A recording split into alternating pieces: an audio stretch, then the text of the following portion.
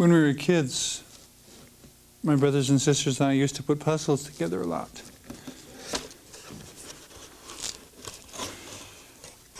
It got to be this mad race to see how fast we could put puzzles together, going through all the different puzzles in the house. And then, of course, came the day when you wanted to save it, get it all put together, and you don't want to take it apart again. But isn't that a point? Isn't that the point of jigsaw puzzles? That you put them together just so that you can take them apart again, just to continue sharpening your skills of putting puzzles together, I guess. Which I suppose in a way is a very sensible thing to do, because we spend so much of the rest of our lives doing that. Putting puzzles together. Looking at pieces, trying to figure out what the color and shape mean. Trying to see if we can find another piece that has a similar, if opposite, shape. You know, with all the different churches and groups that I've been involved with that profess belief in God, I sometimes think a lot of times that they're like the pieces of the puzzle. Or rather that they make a great deal out of their particular piece of the puzzle. I mean, in a sense, we're all pieces to a puzzle. But it's like, when I was raised Catholic, and somebody way back when, evidently with some sort of tie to the Catholic Church, was reading over the biblical stories and noticed the very special person that Mary, the mother of Jesus, was. I mean, it takes a lot of commitment to God to have this person appear in your living room, poof, and say, "Oh, you're going to be the mother of God." And you're going, "Yeah, right. Was there something in my breakfast this morning? What did I have for breakfast?" I mean, this is not your everyday sort of experience. But this person appears in her living room, for heaven's sakes, and says, "You're going to give birth to a child, and it's going to be the Son of God." And she says, "Whatever." And it happens. And there's something very remarkable about that, and very remarkable about the person that Mary was. The problem was, somebody took that puzzle piece, and looking only at what they had in that puzzle piece, filled in the rest of the picture. This piece happens to be green. There's a little green and a little brown. And if I use that as the basis for the rest of the picture, it would be a very arbitrary choice, and certainly nothing I was encouraged to do by this piece, to include any blue or red or orange or purple or any other color except green and brown.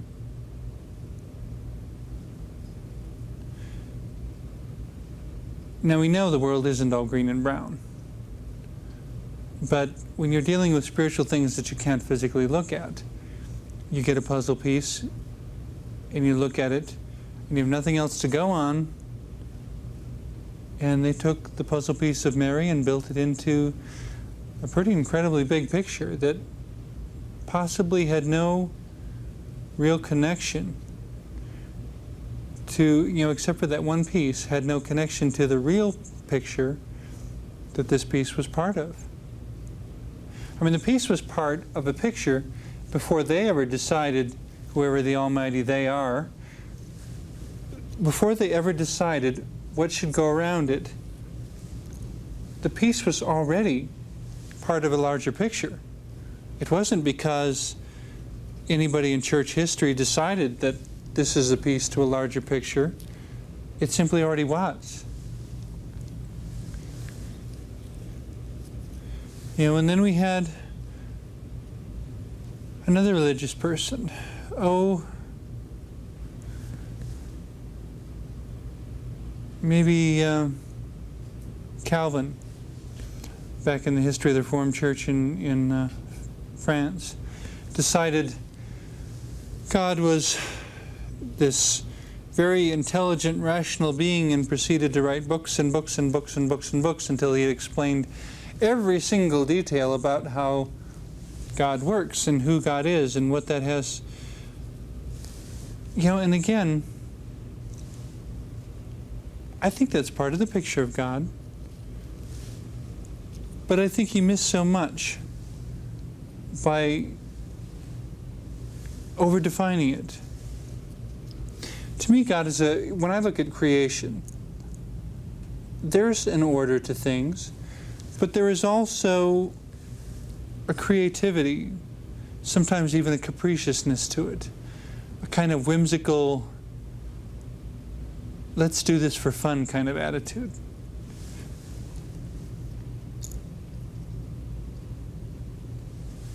When I was in high school, my parents got a new family pet, and we all loved her. She was a basset hound. Now, I suppose some people would say, no, that was made by man because men bred dogs to be that shape. I don't know. I think there has to be something amusing though in having a dog that size with ears that huge. And it was just part of her, and it was fun. If you really want some interesting jokes of creation, we could always go to Australia. Man had nothing to do with that. I mean, really. A creature that hops around, that has a pocket, for heaven's sakes.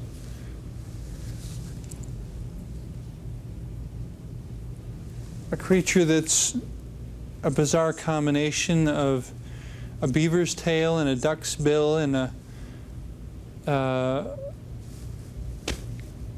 furry animal body. I mean, to us, these things don't make sense because, again, we're looking at puzzle pieces and guessing, just guessing, by the colors and the shapes that we see, what the rest of the picture might possibly be.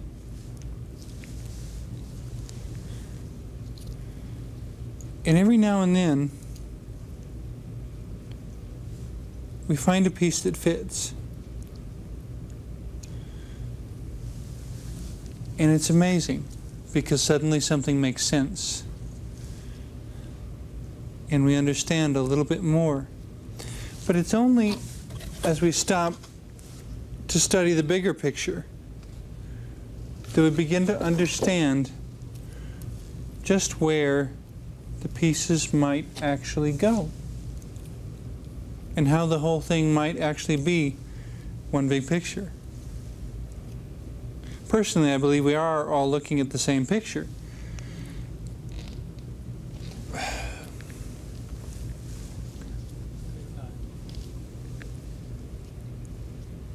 But as we look at the same picture, somebody has a green piece. Somebody has a brown one. Somebody has a white one. How are we supposed to imagine that they fit together? They don't seem to have anything in common. And yet they do, because they're all part of the same picture. How could you know that? How could you know that? What if we took the pieces from 2 or 3 puzzles and mixed them all together? Well, that would certainly make it a lot harder. But even there, you study and you look, and though every piece is unique, you begin to find common threads. I know when we were kids, of course, when you're in a hurry to do a puzzle, first thing you always start with is you find all the outside pieces first. Anything that had a flat edge to it. Of course, then there was the time we tried the round puzzle. That didn't help. But we did get it. And there was always a certain number of pieces at the end where you just had to keep trying one piece after another after another. That was so tedious. But there were puzzles where that was the only way to find the piece that fit, is to try every single one.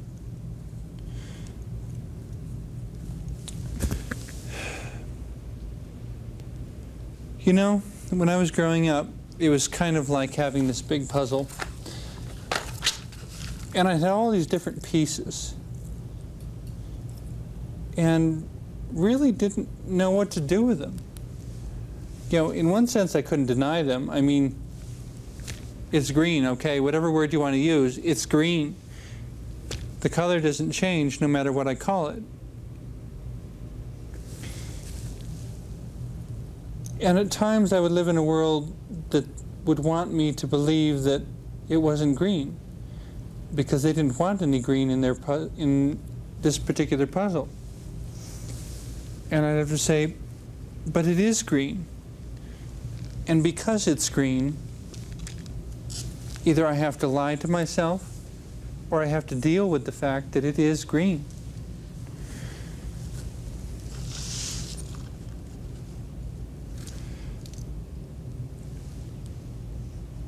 And then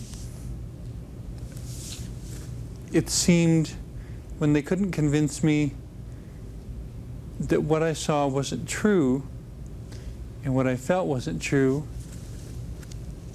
well, then they were going to keep me from being able to talk about it. So we eliminated the word green. It was something. We just didn't know what it was.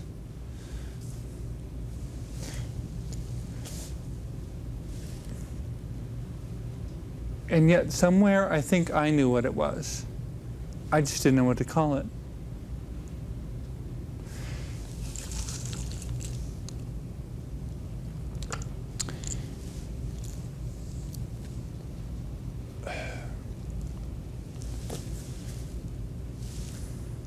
I guess I find puzzles fascinating because they're this perfect metaphor for so much of my life. All the different things that have happened, the different places I've been, scores of people I've met, and they're all such wonderful people and they're all so completely different. How could they ever make sense as being all part of one person's life? There was a guy I knew in college who was an ex-Marine. And, there was one night he wanted to go jogging, and I thought he was a nice guy, but he seemed to be rather quiet and keep to himself, and I thought maybe he needed a friend or something, and I was always trying to be everybody's friend, it seemed. He wanted to go jogging, and I said, John, for heaven's sakes, it's March, you're in the Midwest, it's 30 degrees out there. Now, I realize a lot of people go jogging in the wintertime. Okay, but this was not your typical jogging in the wintertime. This is like tennis shoes, jogging shorts, and t-shirts when it's only 30 degrees out. And I'm going, John, this is... Oh, brother. We did it anyway. Came back about half an hour later, so cold our arms and legs were numb just about.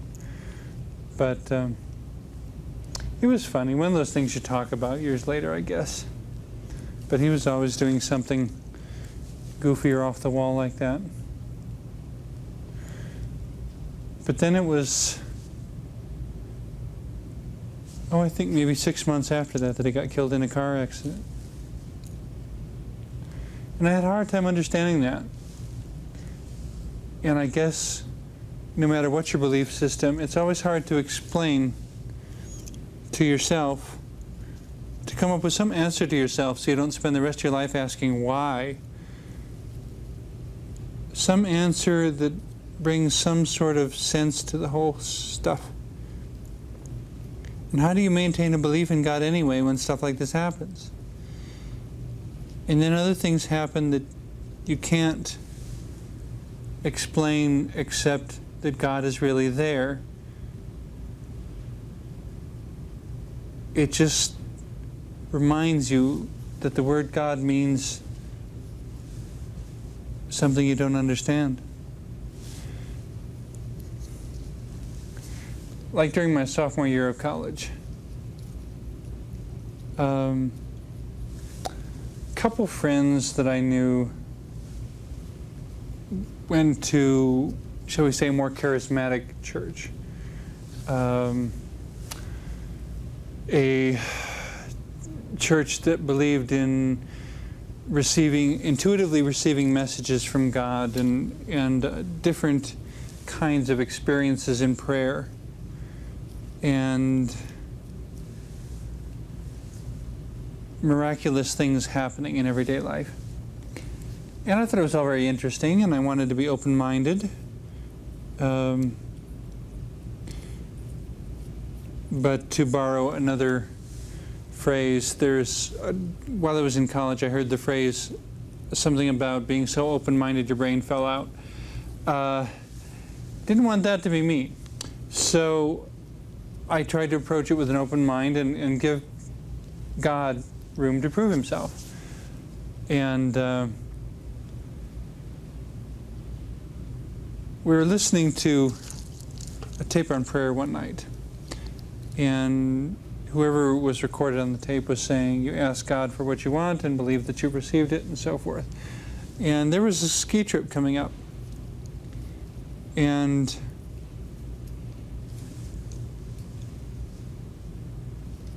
I wanted it. I knew I wanted to go on that ski trip. I didn't know exactly why, or maybe I do, I don't know. But anyway, I wanted to go on the ski trip. And it cost a certain sum of money that was way beyond anything I had any way of having. And then I just heard like a voice in the back of my head, this real clear message that you're going to be in Colorado on Saturday. And I said, yeah, right. And they said, no, really, you're going to be in Colorado on Saturday. And I didn't know where it came from. I didn't know what it meant or anything else. And just out of faith, I said, I told the people there what I just heard. And they looked at me kind of funny. And it's like, and which I thought was strange, because they're the ones who were encouraging me to believe this stuff in the first place. You know, and then they're looking at me strange when supposedly something happened. So I said, well, fine, we'll see what happens. So the next day, I just kept believing to myself without telling hardly anybody else, I'm going to be in Colorado on Saturday. Well, fine. Went down to the Office of Student Activities, and was told that the amount of money it required had to be in by such and such date, and basically 4 days before we left. And I said, fine. I walked out of there and thought to myself, well, God, you've got 2 days to come up with all that money, because I don't know where it's going to come from.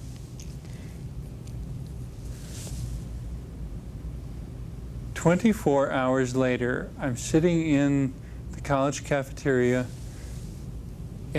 with some other people I knew, and we start talking about the ski trip to Colorado. And the one guy looks right at me and says, are you going? And I thought real hard, real quick, and said, I'm planning on it. I mean, your plans can always change, but anyway. And, you know, in my understanding, college students aren't rich, but I mean, I understand some kids have parents who put them through college, but in my understanding, college students aren't rich, and this guy's parents were not putting him through college.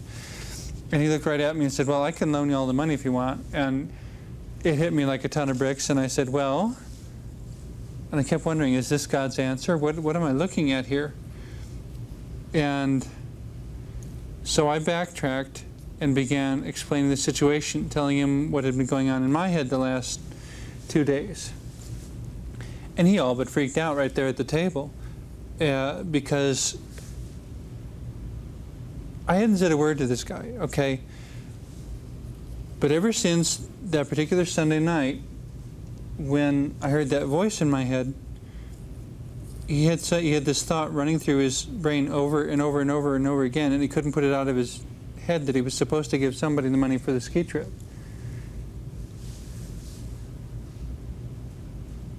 Yeah, and it's special little moments like that that there's no way to explain that suggest to me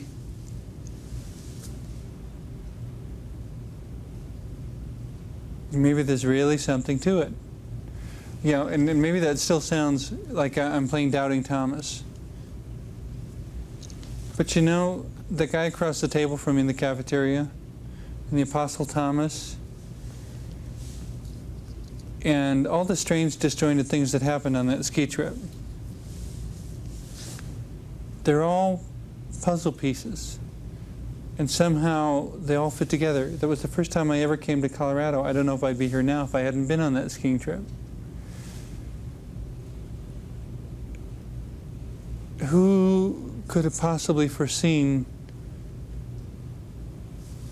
the present moment? Me becoming Sister Who, all sorts of things, if I had not come to Colorado on that trip. What made him all the more interesting is that we got out here, and I broke my glasses the first day, and so I wound up skiing the rest of the other 3 or 4 days of the skiing trip with one eye from a pair of sunglasses, a jury rig. But you know the neat thing, I guess, that I always come back to with all this? All these different puzzle pieces, all these different experiences, all the things I've shared on the show, how it all comes back. And even though from where I stand, it's this perpetual jumble of pieces and colors, and I wonder what in the world is going on, and where is my life leading anyway? You know, and then I recognize that I have to look at the bigger picture, and that I'm already a piece in the puzzle. Not because of anything I've done, not because of anything I've earned, not because I deserve it, just because I already am a piece of the puzzle. And it gets so much more exciting as time goes on, as God continues to show me this incredible, wonderful, magnificent thing He's done. Because I keep finding out that as I learn how to mesh with the other pieces of the puzzle without losing my own shape, without losing my own color, but I begin to understand how my color and shape contrasts and compares and accents and interrelates with all the other pieces. And every now and then, for brief moments, I get just the neatest little glimpse at just how big the picture really is.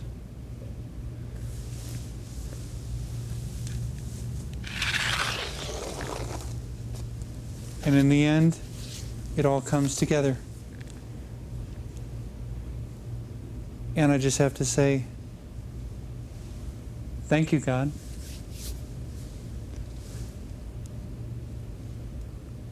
Thank you. Because I'm in there too.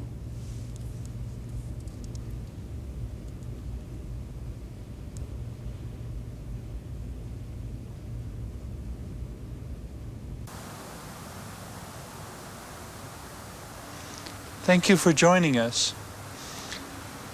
And now may you be blessed with love and peace in the pursuit of your own dreams and in all your dealings with the diversity of humanity around you. Amen.